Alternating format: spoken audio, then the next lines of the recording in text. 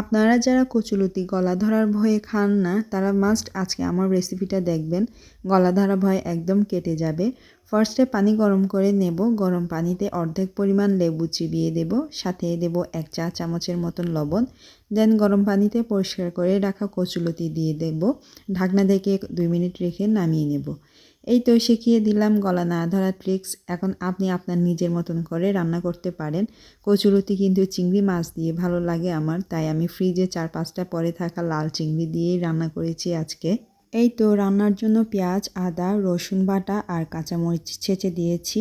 লাল মরিচ গুঁড়াও দিয়েছি সুন্দর কালার আসার জন্য। আরও দিলাম অল্প পরিমাণ জিরা গুঁড়া, ধনিয়া গুঁড়া, অল্প নাপ্পির ঝোলও দিয়েছি।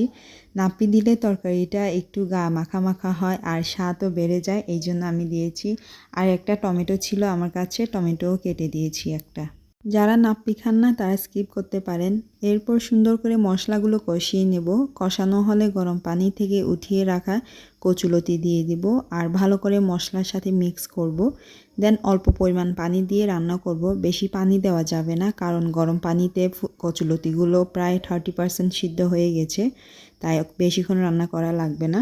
অল্প পানি দিয়ে গা মাখা করে রান্না করেছি, তাই বলবো যারা কচুলতি গলা ধরা ভয়ে খান না আমার মতন করে একবার রান্না করে দেখেন, গলা একদম ধরবে না। ভালো লাগলে লাইক কমেন্ট দিয়ে পাশে থাকবে।